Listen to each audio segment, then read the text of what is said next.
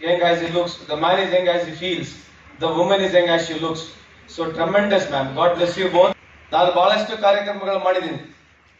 ನಾನು ಬಹಳ ಅದೃಷ್ಟವಂತ. I am always a fortunate I say and I am a lucky rascal to be here in front of you.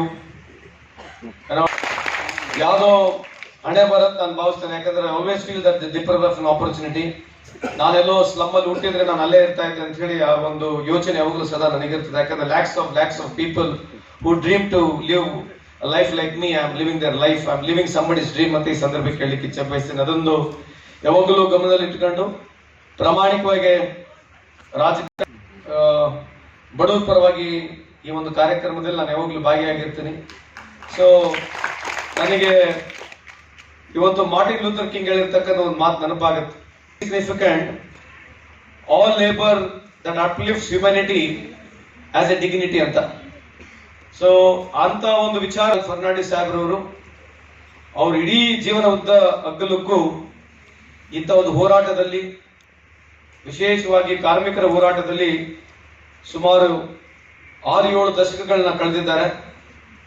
ಅದರ ಜೊತೆಗೆ ಇವತ್ತು ಸನ್ಮಾನ್ಯ ಮುಖ್ಯಮಂತ್ರಿ ಅವರು ಅವ್ರ ಬಗ್ಗೆ ಆಲ್ರೆಡಿ ಮಾತನಾಡಿದ್ದಾರೆ. ಆದರೆ ನನ್ನ ಸೌಭಾಗ್ಯ, ನಾನು ಇಂಥ ಒಂದು ಕಾರ್ಯಕ್ರಮ ಅವ್ರ ಜೊತೆಗೆ ನಾನು ಹಂಚ್ಕೊಳ್ತಾ ಇದ್ದೀನಿ, ಅವ್ರ ವೇದಿಕೆಯಲ್ಲಿ ಇದ್ದೀನಿ ಅಂತಂದ್ರೆ ನನ್ನ ಸೌಭಾಗ್ಯ ಅಂತ ನಾನು ಭಾವಿಸ್ತಾ ಇದ್ದೀನಿ. ಹಾಗಾಗಿ so when labour reform doesn't translate into labour rights, ಇದು ಯಾವಾಗಲೂ ಈ ದೇಶದ ಕಷ್ಟ ಇದೆ, ನಾನಕ್ಕಂಥದ್ದು ಸತ್ಯ ಇದೆ.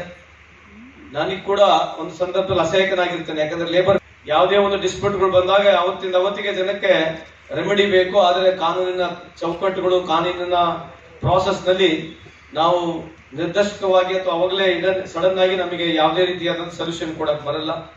ಆದ್ರೆ ಒಂದು ಪ್ರಾಮಾಣಿಕ ಪ್ರಯತ್ನವನ್ನು ಮಾಡ್ತಾ ಇದೀವಿ. ನಾನು ಅದ್ರ ಬಗ್ಗೆ ಇವತ್ತು ಜಾಸ್ತಿ ಮಾತನಾಡಕ್ ಹೋಗ್ತಾ ಇಲ್ಲ. ಆದ್ರೆ ಇವತ್ತು ನನ್ನ ಖುಷಿ ಏನಂತಂದ್ರೆ, ಇವತ್ತು ಅವರ 60 ವರ್ಷ ಅಥವಾ 70 ವರ್ಷದ ಹೋರಾಟ, ಇವತ್ತು ಅವ್ರ ಜೊತೆಗೆ ನನಗೆ ವೇದಿಕೆ, ಅವ್ರ ಒಂದು ಹುಟ್ಟಿದಬ್ಬವನ್ನ ಈ ರೀತಿ ನಾವೆಲ್ಲ ಆಚರಣೆ ಮಾಡುತ್ತಿದ್ದೀವಿ ಅಂತ ಒಂದು ಹುಟ್ಟಿದಬ್ಬದಲ್ಲಿ ನಾನು ಭಾಗಿಯಾಗಿದ್ದು ನನ್ನ ಸೌಭಾಗ್ಯ ಅಂತ ಭಾವಿಸಿ, ವಿಶೇಷವಾಗಿ ಮೇಡಮ್ಗೆ, ನಿಮ್ಮಿಬ್ಬರಿಗಿನ್ನೇ ದೇವರು 150 ವರ್ಷಕ್ಕೂ ಹೆಚ್ಚು ಕಾಲ ನೀವಿಬ್ಬರು ಇಲ್ಲಿ ಬಾಳಬೇಕು.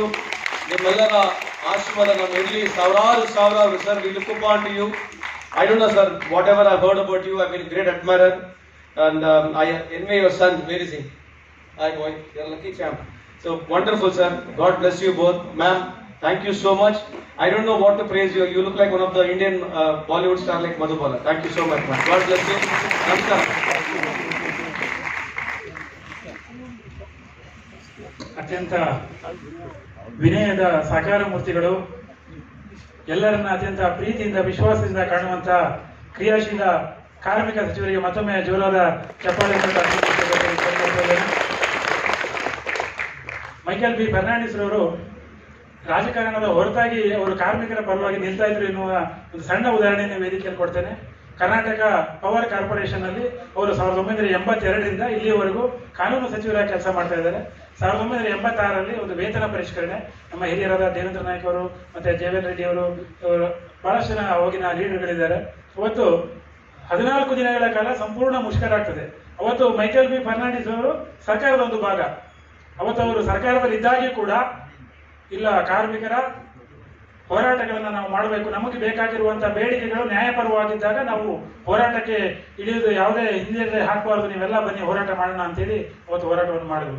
ಅವ್ರದೇ ಸರ್ಕಾರ, JH ಪಟೇಲ್ ಸಾಹೇಬರು ಅವತ್ತು ವಿದ್ಯುತ್ ಮಂತ್ರಿಗಳಾಗಿದ್ರು ಕೂಡ ನಮ್ಮ ಹೋರಾಟ ನಾವು ಮಾಡಬೇಕು, ಯಾವತ್ತು ನಾವು ಹೋಗಿ ಮಿನಿಸ್ಟರ್ ಮನೆ ಬಾಗಿಲ ಇರೋದಲ್ಲ, ನಮ್ಮ ಕಾರ್ಮಿಕರ ಸಮಸ್ಯೆಗಳಿಗೆ ಮಿನಿಸ್ಟರ್ ಬರಬೇಕು ಅನ್ನುವಂತ ಒಂದು ಧ್ಯೇಯವನ್ನು ಇಟ್ಕೊಂಡು ಕೆಲಸ ಮಾಡಿದಂಥವ್ರು ಮೈಕೆಲ್ ಬಿ ಫರ್ನಾಂಡಿಸ್ ಅವರು.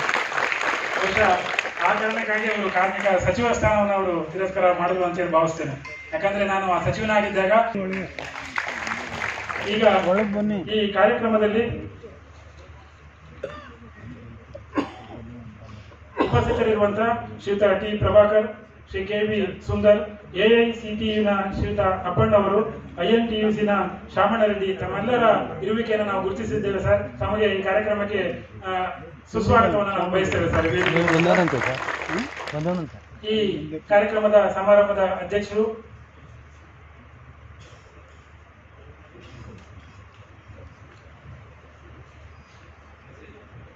ಈ ಕಾರ್ಯಕ್ರಮದಲ್ಲಿ 97 ವರ್ಷದ ಜಸ್ಟಿಸ್ ವೆಂಕಟಾಚಲಯ್ಯ ಸಾಹೇಬರು ಉಪಸ್ಥಿತರಿರಬೇಕಾಗಿತ್ತು. ಬಹಳ ಖುಷಿಯಿಂದ ಅವರು ಈ ಕಾರ್ಯಕ್ರಮಕ್ಕೆ ಒಪ್ಪಿಕೊಂಡಿದ್ರು. ಆದ್ರೆ ಅವರ ಆರೋಗ್ಯದಲ್ಲಿ ಸ್ವಲ್ಪ ವ್ಯತ್ಯಯ ಅವರು ಈ ಕಾರ್ಯಕ್ರಮದಲ್ಲಿ ಪಾಲ್ಗೊಳ್ತಿಲ್ಲ. ಆದ್ರೆ ಒಂದು ಸಂದೇಶವನ್ನ ಕಳಿಸ್ಕೊಟ್ಟಿದ್ದಾರೆ.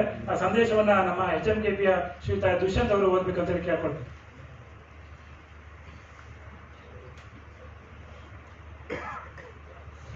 This is from the former Chief Justice, who, due to his advanced age and health reasons, could not be here today.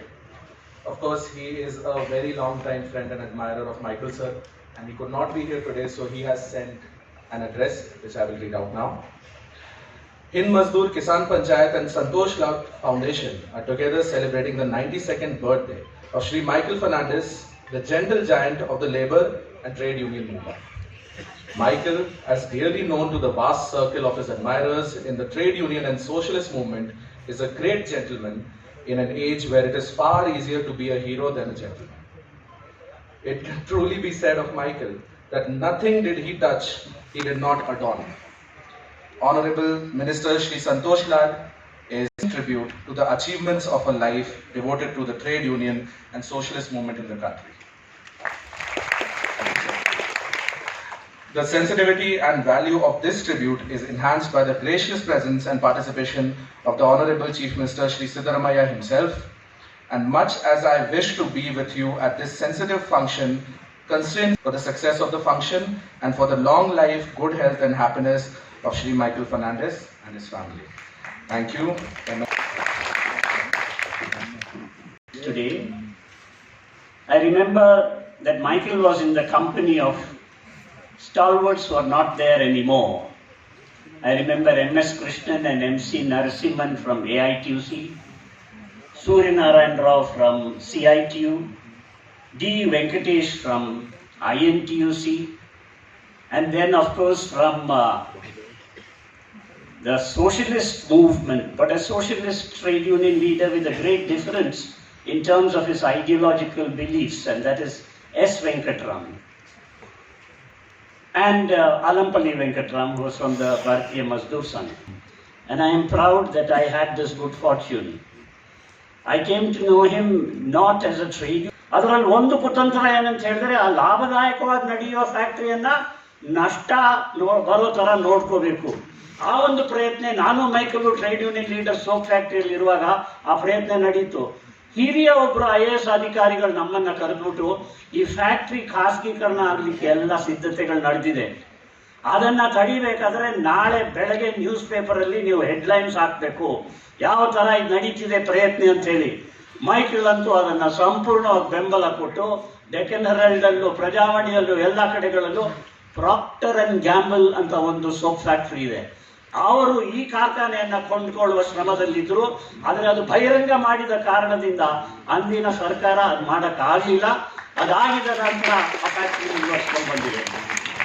ಆದರೆ ಈ ಅಪಾಯ ಎಂದೂ ಇರುತ್ತೆ, ವಿಶೇಷವಾಗಿ ಸಾರ್ವಜನಿಕ ಕ್ಷೇತ್ರದಲ್ಲಿ. ಯಾವಾಗ ಒಂದು ಕಂಪನಿ ಉತ್ತಮವಾದ ರೀತಿ ನಡೆಯುತ್ತೋ ಅದನ್ನು ಏನಾದರೂ ಮಾಡಿ ಅಲ್ಲಿ ನಷ್ಟ ತರಬೇಕು ಅಂತ ಹೊಸ ಹೊಸ ವಿಧಾನಗಳನ್ನ ಹುಡುಕ್ತಾರೆ. ಕೆಲವು ಸಮಯ ಹೆಚ್ಚು ಟೆಕ್ನಾಲಜಿಯನ್ನ ತಗೊಂಡ್ಬರ್ತಾರೆ, ಆ ಟೆಕ್ನಾಲಜಿಯನ್ನ ವಿದೇಶದಿಂದ ಇಂಪೋರ್ಟ್ ಮಾಡ್ಕೋತಾರೆ, ಲಕ್ಷಾಂತರ ರೂಪಾಯಿ ಅದಕ್ಕೆ ಕೊಡ್ತಾರೆ. ಸೋಪ್ ಫ್ಯಾಕ್ಟರಿ ಅದು ಮಾಡಿದ್ರು.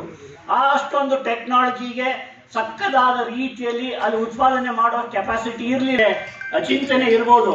ಆದರೆ ಫ್ಯಾಕ್ಟ್ರಿ ಲೆವೆಲಲ್ಲಿ ಕಾರ್ಮಿಕರ ಜೊತೆ ಕೆಲಸ ಮಾಡುವಾಗ ಯಾವ ರೀತಿಯಾದ ಭಿನ್ನಾಭಿಪ್ರಾಯ ಇರಲಿಲ್ಲ. ಕಾರ್ಮಿಕರ ಹಿತದೃಷ್ಟಿನೇ ಎಲ್ಲದಕ್ಕಿಂತ ದೊಡ್ಡದು ಅಂತೇಳಿ ನಾವು ಹೋರಾಟ ಮಾಡಿದ್ದೀವಿ. ಆ ಫ್ಯಾಕ್ಟ್ರಿಯಲ್ಲಿ ಬಹಳ ರೀತಿಯಲ್ಲಿ ಹೊಸ ರೀತಿಯಲ್ಲಿ ಭ್ರಷ್ಟಾಚಾರ ತರುವ ಸಂದರ್ಭದಲ್ಲಿ MISL ಅಂತ ಒಂದು ಕಂಪನಿ ಅವರಿಗೆ ಮಾರ್ಕೆಟಿಂಗ್ ಕೊಟ್ಟರು. ಆ ಮಾರ್ಕೆಟಿಂಗ್ ಅವ್ರು ಆಕ್ಚುಲ್ ಆಗಿ ಮಾರ್ಕೆಟಿಂಗ್ ಮಾಡ್ತಿದ್ದದ್ದು ನಮ್ಮ ಸಾಬೂನಲ್ಲ, ಬೇರೆಯವರ ಸಾಬೂನು, ನಮ್ಮ ಪೈಪೋಟಿ ಮಾಡ್ತಿದ್ದವರ ಸಾಬೂನನ್ನ ಅವರು ಮಾರಾಟ ಮಾಡ್ತಿದ್ರು. ಪುನಃ ನಾನು ಮೈಕಲ್ ಜೊತೆ ಸೇರ್ಲಿಕ್ಕೆ ಅವಕಾಶ ಆಯ್ತು. ಆವಾಗ ಒಂದು ಹಂಗರ್ ಸ್ಟ್ರೈಕ್ ಆಯ್ತು. ಮತ್ತೆ ರಕ್ತದಲ್ಲಿ ಜನರ ಸಿಗ್ನೇಚರ್ ತಗೊಂಡು ಆ ಒಂದು market not easy to make a public sector factory a profitable factory, but soap factory is a profitable factory also because ಸಾಬೂನು ಅದರ ಫ್ರೇಗ್ರೆನ್ಸ್ ಎಷ್ಟು ಚೆಂದಾಗಿದೆ ನಮಗೆಲ್ಲ ಗೊತ್ತಿದೆ. ಕರ್ನಾಟಕ ಸೋಪ್ ಫ್ಯಾಲಿ ಅವರು ಸ್ಯಾಂಡಲ್ ಮರಗಳನ್ನ ನಮ್ಮ ಅರಣ್ಯ ಪ್ರದೇಶಗಳಲ್ಲಿ ನಟ್ಟಿದ್ರು. ಅದನ್ನ ಪ್ರೊಡಕ್ಷನ್ ಮಾಡಿ ವಿಶ್ವೇಶ್ವರಯ್ಯನವರ ಮತ್ತು ಬೇರೆ ಟೆಕ್ನಿಕಲ್ ಲೀಡರ್ಸಿನ ಕಾರಣದಿಂದ ಅಲ್ಲಿ ಉತ್ಪಾದನೆ ಮಾಡಲಿಕ್ಕೆ ಅವಕಾಶ ಆಯಿತು. ಈ ರೀತಿ ಹಲವಾರು ಉದಾಹರಣೆಗಳಿದೆ. ನನಗೆ ಪಬ್ಲಿಕ್